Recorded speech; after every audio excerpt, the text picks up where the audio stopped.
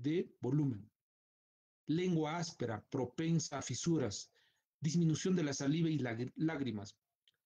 Los signos relacionados con la hiperosmolaridad de los líquidos extracelulares y con el movimiento de agua hacia afuera de las células cerebrales puede haber cefalea, agitación, inquietud, disminución de reflejos osteotendinosos, convulsiones y coma. Como podrán ver, tanto en la hipernatremia y en la hiponatremia hay estado de coma. Ambos nos llevan a un estado crítico de la enfermedad y por ende complicar y llevar a la muerte, ¿no? En la hiponatremia también hay aumento líquido intracelular, ¿no? Sabemos que esto nos condiciona un edema depresible que nos pudiera hacer confundir como una falla renal, como una falla cardíaca o un problema hepático, ¿no? Mientras en la hipernatremia la deshidratación extracelular y la disminución de volumen vascular nos produce taquicardia, pulso débil, disminución de la presión arterial y colapso vascular. Entonces, entremos inmediatamente es una hipernatremia o cómo se encuentra, ¿no? La hipernatremia se presenta en el 2% de los pacientes que se admiten en los hospitales en el día a día y se desarrolla el 1% de los pacientes internados. Esta es una patología común de ver porque se ve como una complicación de primera instancia o de segunda instancia. O sea, puede ser una hipernatremia pura, sin causa conocida, o una hipernatremia que generalmente es supeditada a una complicación. Por ejemplo, pacientes con traumatismo encefalocraneano que están en ventilación mecánica, pacientes con problemas cardíacos, pacientes cirróticos, etcétera, ¿no? Es muy raro ver pacientes previamente sanos por de etiología a determinar, ¿no? La mortalidad llega al 40% en algunas series en los hospitales. Entonces, es la concentración, hablando de hipernatremia, mayor de 140, cation muy importante, es un soluto funcionalmente impermeable, contribuye a la tonicidad, induce el cruce de agua a través de las membranas. La hipernatremia denota invariablemente hiperosmolaridad hipertónica y siempre causa deshidratación celular. Entonces, la hipernatremia en el agua produce una disminución en la ingesta de agua y aumenta las pérdidas del agua, ¿no? Y el sodio aumenta en la ingesta de sodio, aumenta en la retención de sodio. Como les había dicho, esta hipernatremia tiene una mortalidad aproximadamente del 40%. Entonces, un poquito ampliando, ¿cuál es la etiología de la hipernatremia? Es la pérdida insensible, de causa de pérdidas insensibles, causas renales, causas gastrointestinales, causas de alteraciones centrales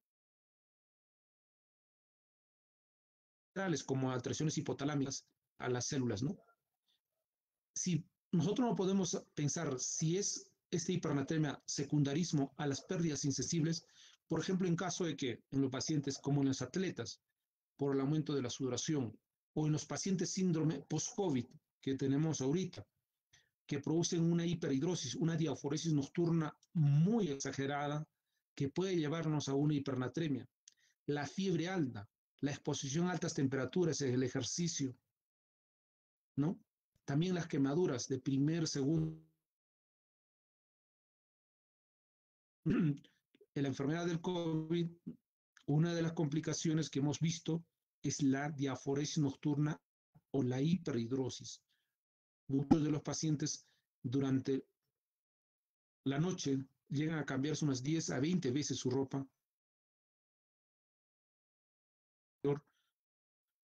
y esto les puede llevar a una hipernatremia. Y se ha visto, no es frecuente, pero se ha visto con trastornos muy serios, con fatiga, calambres musculares, ¿no? Estos pacientitos vienen en la consulta cotidiana en el día a día. En las pérdidas renales, en caso de diabetes insípida central, recordemos, la diabetes insípida central está relacionada con la hormona de la vasopresina, ¿no? Hace que la orina sea más diluida en esta enfermedad, hace que el agua sea menos absorbida en el túbulo colector. Entonces, de esa forma se pierde gran cantidad de orina y llevando a una poliuria. Entonces, esto también nos lleva a una hipernatremia. la diabetes insípida nefrogénica, ¿no? La diuresis osmótica, como por la glucosa, la urea, el manitol. El uso del manitol también nos lleva a la hipernatremia en aquellos pacientes que están en UCI, en ventilación mecánica, por el uso como el manitol se usa, recuerden, como un medicamento para el edema central. De esa forma, aumenta la diuresis en los pacientes y esto nos puede llevar a una poliuria y llevar a una hipernatremia, ¿no? Las pérdidas gastrointestinales, como las diarreas osmóticas, por lactulosa o la mala absorción o algunas infecciones enterales. Recordemos que también el coronavirus produce diarreas. Alteraciones hipotalámicas como la hipoplasia primaria, el reajuste de os, osmotato debido a la expansión de volúmenes con exceso primario de mineralocorticoides, la hipernatremia esencial con pérdida de función de los hormoreceptores. También algunas convulsiones, ¿no? Como el ejercicio importante o la rhabdomiólisis por picadura de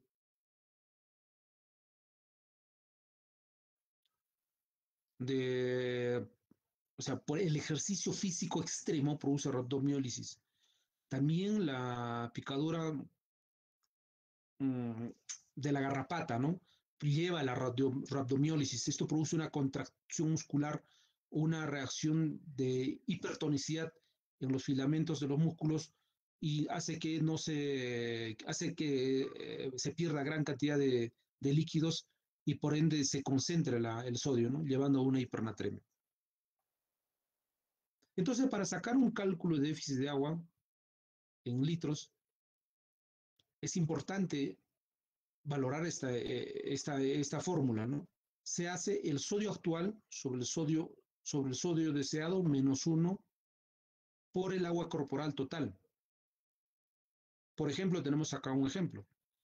En un paciente de 70 kilos, el sodio actual encontrado es de 160 y el sodio deseado, pues 145. Esa diferencia de 15 menos 1, ¿no es cierto? Por el agua corporal total. El agua corporal total saca 0.6 por kilogramo, ¿no? Por ejemplo, en mi caso, tengo 80 kilos por 0.6, es el agua corporal, ¿no? Ese múltiplo no es el déficit de agua. En este caso, el déficit de agua calculada en un paciente de 70 kilos es de 4.34 litros. Esa es la cantidad de agua que se debe restaurar en los 24 hasta los 72 horas aproximadamente. Entonces, las enfermedades que cursan con hipernatremia, como habíamos dicho, la diabetes insípida, el síndrome de Cushing, el Cushing exógeno y el endógeno. El Cushing exógeno es aquella enfermedad por uso de corticoides y el Cushing endógeno no es por uso de corticoides, es una insuficiencia suprarrenal. La enfermedad de Crohn, las diarreas acuosas de orden infecciosa, las quemaduras de primer, segundo y tercer grado, principalmente las de segundo y tercer grado, de primer grado no tanto. Entonces, ¿cómo sacamos nuevamente acá esta fórmula? Es importante.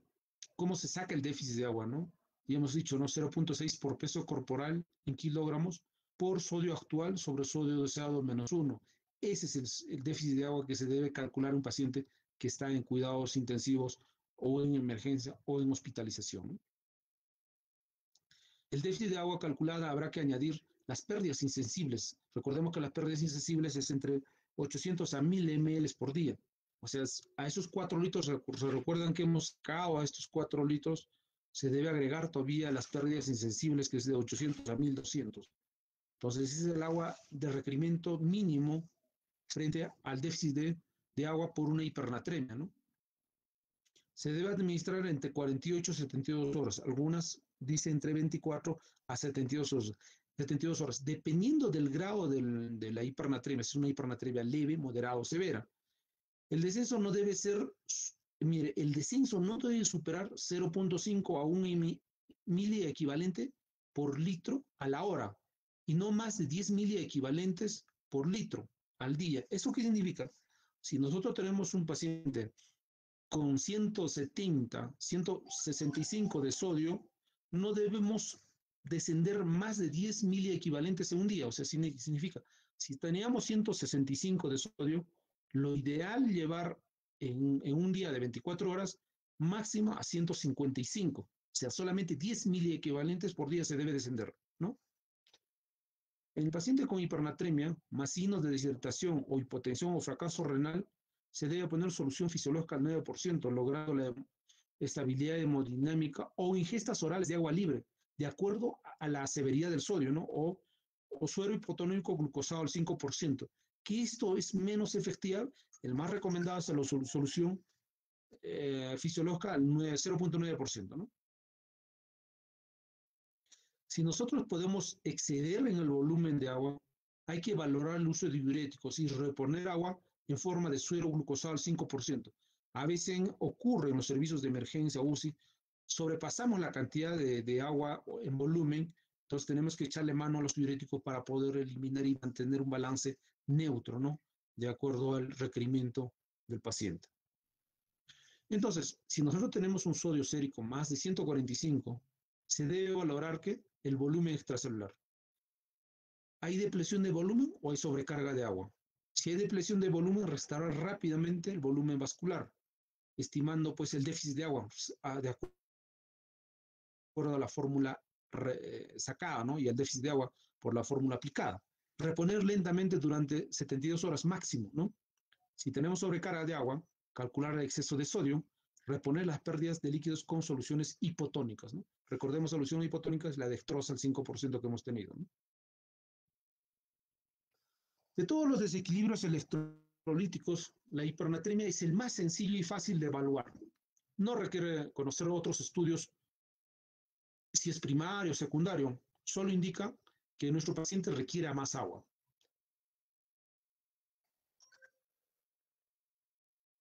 Para el máximo aprovechamiento conviene dirigir el tratamiento hacia los dos puntos, el condicionamiento y corregir la hipertonicidad.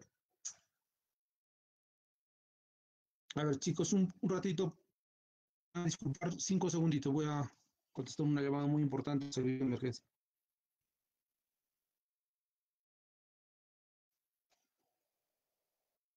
Aló. Sí, doctora, buenas noches, dígame hasta ahorita.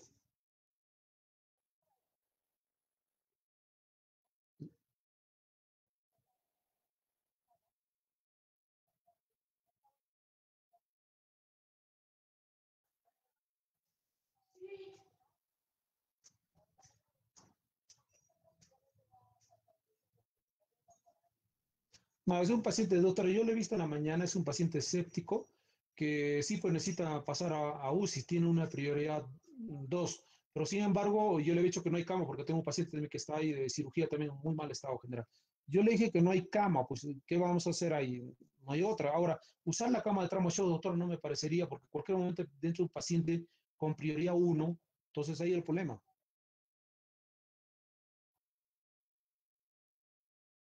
Así es, doctor.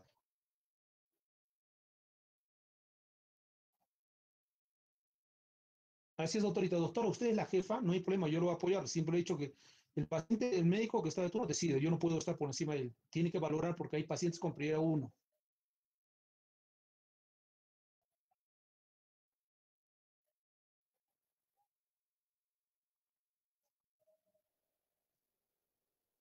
Ah,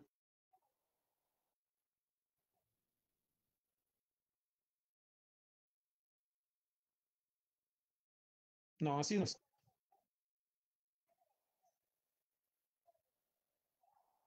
Así es. Doctora, no, no, no, no, simplemente no acepte, doctora, porque cualquier otro paciente con prioridad 1 no se va a poder manejar. Ya, listo, muy amable, cuídese, doctora. Bueno, chicos, disculpen, me pongo el micrófono. Así es. Bueno, hablábamos de que en la hipernatremia, pues, se presenta en un montón de situaciones de orden primario, secundario, solo es reconocer rápido y responder con el agua, ¿no? Lo primero se refiere a controlar la hiperglucemia, la diarrea. Mira, siempre una hipernatremia es controlar la patología de fondo, o sea, el problema de fondo. Si es un paciente séptico, controlar el cuadro séptico. Si es un paciente con enfermedad diarreica, controlar la diarrea, pero la medida siempre es hidratación. Si es un paciente con alzas térmicas constantes, muy altas, que le han llevado a una hipernatremia, controlar también la hipertermia, ¿no? El siguiente punto, su tratamiento se ha limitado en virtud de que el mismo podría condicionar daño neurológico. Por esto la corrección lenta es aconsejable en todos los casos en los que no se conozca con precisión el tiempo de evolución. La mielonisis pontina osmótica se ha descrito en asociación con hipernatremia con suelo extremadamente alto, que en animales de experimentos han sido pues producidos induciendo anatremia elevada, ¿no? Considerando que la mortalidad es mayor en los casos de hipernatremia intrahospitalaria, conviene enfocar nuestros esfuerzos a vigilar estrechamente nuestros protocolos de fluidoterapia, ¿no? Siempre monitorizar diligencias de electrolitos séricos, revisar el estado hídrico, el equilibrio de líquidos cuando el sodio sérico sea más de 150 o mayor. O sea, estamos hablando de una hipernatremia moderada para arriba, ¿no? Recuerda que la hipernatremia es más de 145 a 150, una hipernatremia leve. Más de 150 a 155 es una hipernatremia moderada y más de 160 es una hipernatremia severa. Entonces ya se debe tomar en cuenta cuando el paciente está más de 150 equivalentes por litro, ¿no? La corrección de la hipernatremia en cuanto a velocidad debe ser proporcional al tiempo que inicia. O sea, en forma lenta hemos dicho que máximo 72 horas, entre 24 y 72 horas. Eso dependiendo del grado de severidad de la hipernatremia, ¿no? La meta del tratamiento no es normalizar números, sino tratar los síntomas, así como la causa de origen, ¿no?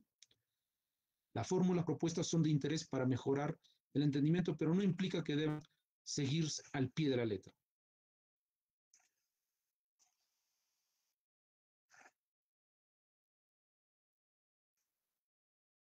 Hasta ahí es hipernatremia. ¿Alguna pregunta, muchachos? Jóvenes, ¿están ahí? Sí, doctor, creo que no hay preguntas, doctor. Ya, seguiremos, ¿ya? A ver, Disculpe, doctor, les voy una a pedir. consulta. Disculpe, no sé si me escucha, doctor. Sí, Doctor, buenas noches. le escucho, le Una escucho. consulta. Si hubiera el caso de que hemos repuesto el sodio o se ha subido el sodio, está demasiado alto y produce esa mielonelisis, ¿qué puede producir? Pontina. Claro, puede producir, ¿es una enfermedad irreversible o se puede Es revertir? un trastorno neurológico degenerativo, irreversible. Hay que tener mucho cuidado y tiene alta mortalidad esa complicación. Altísima, altísima mortalidad. Perdón, un ratito voy a contestar la llamada, te resuelvo luego, ¿ya?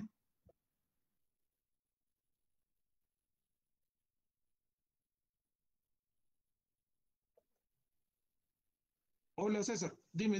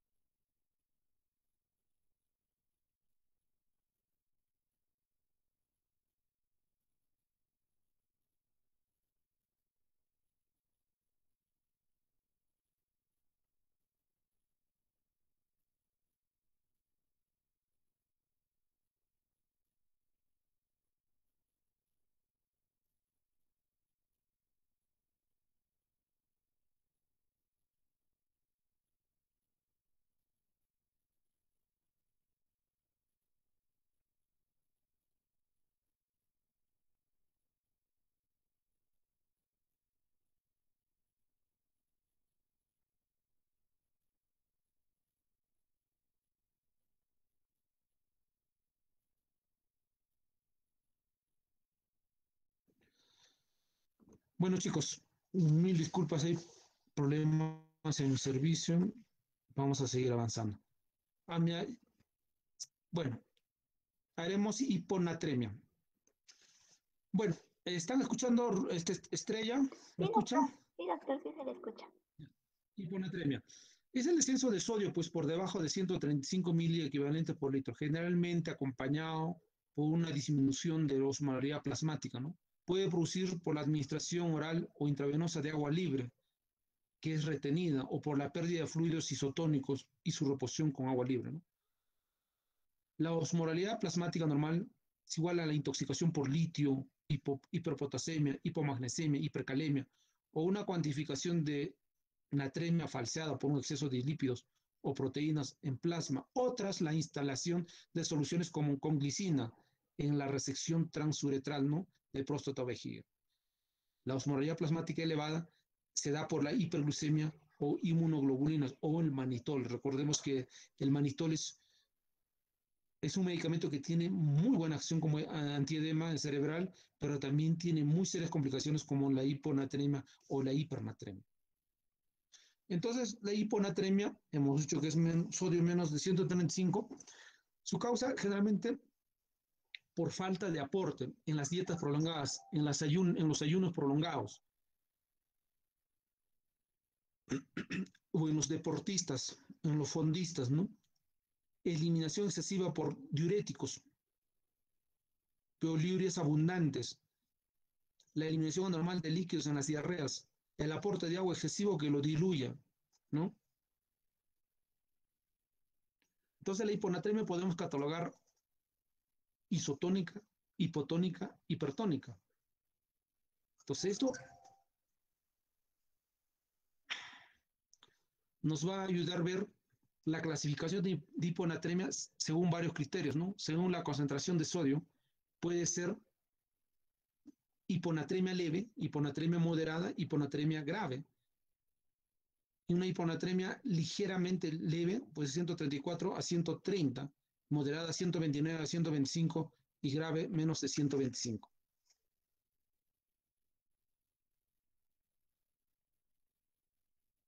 Según su tonicidad, podemos ver, a ver chicos, perdón una vez más, pero que estoy recontra solicitado. Aló, ¿qué tal, Liz?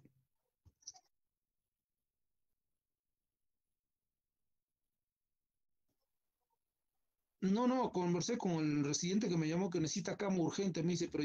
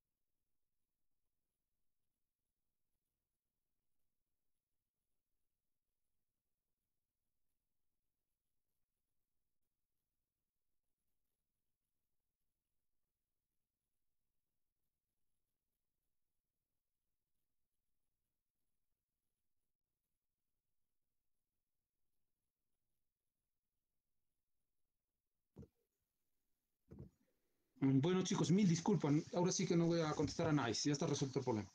Bueno, continuando con nuestra exposición, hemos hablado de la clasificación de hiponatremia según varios criterios, ¿no? Según la concentración plasmática de sodio, tenemos hiponatremia leve, moderada, severa. Leve es menos de 134, 130. Moderada 129, 125 y severa o grave es menos de 125. Y según la tonicidad, hablamos de la osmolaridad del plasma en relación a la osmolaridad. Hipotónica es menos de 280 milismoles por kilogramo, isotónica de 280 a 290 e hipertónica más de 290. Entonces, ¿en quiénes ocurre, por ejemplo, una hiponatremia hipertónica? En pacientes con hiperglucemias por el uso de manitol. Y en los isotónicos, en los pacientes con hiperlipidemias o hiperproteinemias, ¿no? Y en los pacientes con hipotonicidad, o sea, hiponatremia hipotónica, en pacientes con SIGA, ¿no? Con síndrome de hormona antidiurética, ¿no? Los pacientes se pueden corregir de acuerdo a la osmolaridad y calculando, ¿no? el déficit de sodio. Según la sintomatología tenemos leve, moderada y grave. En caso de leve, no hay alteración neurológica. El estado de conciencia está despierto. El paciente puede tener cefalea leve, puede tener debilidad, déficit de atención. Puede haber esas complicaciones, pero son complicaciones que van a resolverse prontamente corregida el déficit de sodio, o alteraciones en la marcha, o bradisiquia, ¿no? En caso moderado sí hay alteración de conciencia, así como en el estado severo o crítico. En el estado severo o crítico ya hay un estado de estupor, coma, convulsiones, ¿no?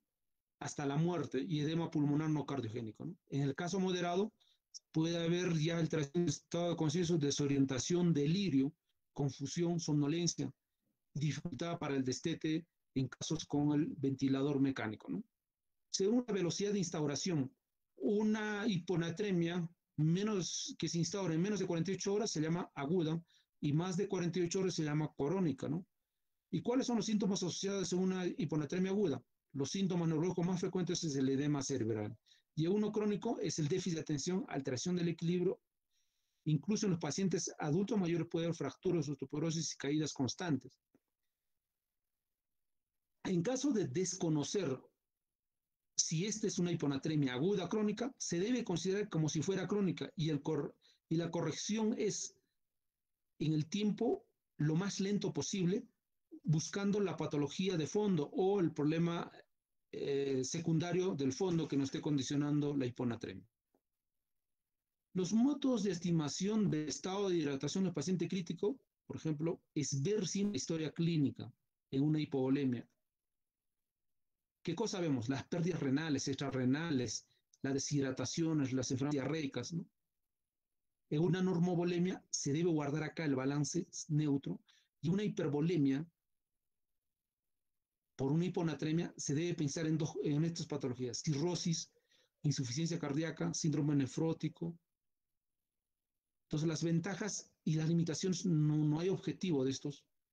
Y en la exploración física de una hiponatremia hipovolémica hay disminución del tono ocular, sequedad cutánea, mucosas, peso inferior al basal. En una normovolémica no hay datos de hipo ni hipervolemias sin cambios en peso. En una hiponatremia hipervolémica, los edemas, hay ascitis, hay derrame pleural, aumento de peso, ¿no? Tampoco hay objetivo de limitación en este caso. Entonces, las manifestaciones clínicas como el edema neuronal es una patología común y corriente que se presenta en los pacientes con UCI o ventilación mecánica por una evacuación de un hematoma postcraneotomía. Los síntomas dependen de la rapidez en la instauración del grado de la hiponatremia, ¿no? La mayoría de los pacientes están asintomáticos porque se producen mecanismos de compensación que evitan el edema cerebral. En la instauración aguda se presentan náuseas, malestar general y medidas que disminuyen la concentración plasmática de sodio por debajo de 125 miliequivalentes por litro, ¿no? Entre 125 y 115 suele aparecer cefalea, letargia y obnubilación, como hemos dicho, ¿no? Y menos de 115 en una situación crítica aparecen las convulsiones y muerte, ¿no? ¿Cómo tratar una hiponatremia grave o sintomática, ¿no? menos de 120 se debe tomar ya las acciones en pacientes críticos. El tratamiento es emplear soluciones salinas al sodio, soluciones salinas de hipertonicidad al 3%, ¿no? ¿Cómo se hace el cálculo de déficit de sodio?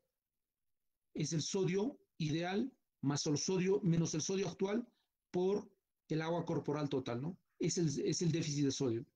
Entonces, la cantidad de sodio que se debe colocar, ¿no? Y los diuréticos de asa para ayudar a excretarse en caso que se pueda usar como segunda intención. Entonces, esta es la misma, ¿no? Es el sodio administrado en mil equivalentes por 0.6 por peso corporal total en kilogramos por el sodio deseado menos sodio actual, ¿no? Reponer en 12 horas la mitad del sodio en 1000 equivalentes calculados realizando los controles cada 4 o cada 8 horas. El resto de déficit se debe corregir en 24 a 36 horas siguientes, ¿no? En pacientes con síntomas graves y sobre todo cuando el curso es agudo puede aumentarse los 1000 equivalentes por litro por hora hasta 3 a 4 horas las primeras horas, ¿no? El aumento total no debe superar los 8 a 10 mil equivalentes por litro por día. Como ustedes hayan visto, no se puede descender en la hipernatremia más de 10 mil equivalentes, ni se puede aumentar en la hiponatremia más de 10 mil equivalentes por día o en 24 horas. El tratamiento depende de la repercusión clínica y de su causa, ¿no? Depende de la depresión de volumen, de la administración de suero salino, los pacientes normomoléicos o en estado de hematoso o la restricción hídrica. El tratamiento agresivo con suero salino hipertónico al 3% se emplea siempre en la hiponatremia sintomática, dice, ¿no? De instauración aguda o cuando el sodio plasmático sea inferior a 115 o 110, ya que puede producir daño neurológico irreversible. Se recomienda detener esta corrección rápida al cesar los síntomas que amenazan la vida o alcanzan la natremia correspondiente, que es 120 como mínimo o 125 lo ideal. Entonces, ¿cómo se debe hacer el manejo de hiponatremia, ¿no? En casos agudos, el control de síntomas, ¿no?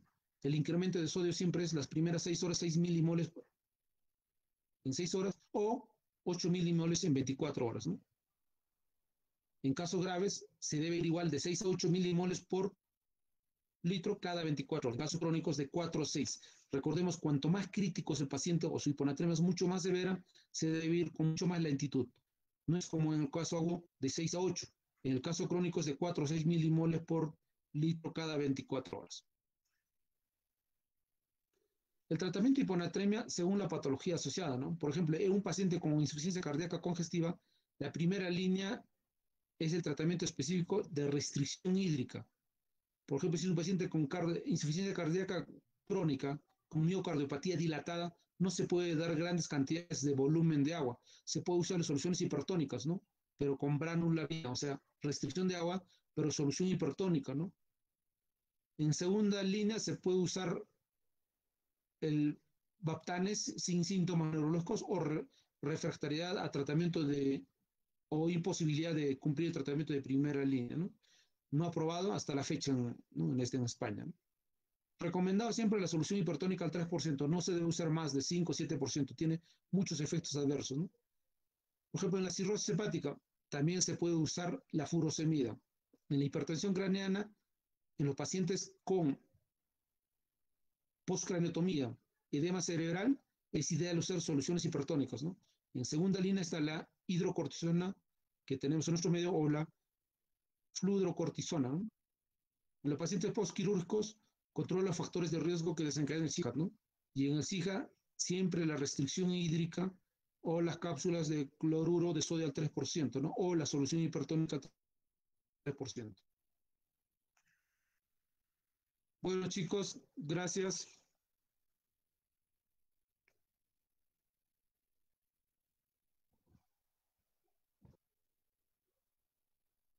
Bueno, jóvenes, hemos hecho lo más rápido posible con las intercurrencias que tuve.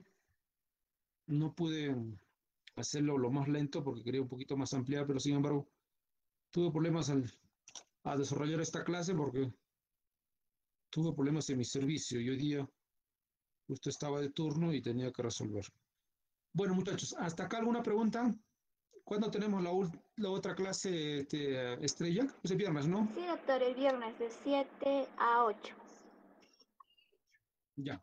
Ahí nos encontraremos entonces el día viernes, muchachos. ¿Ya?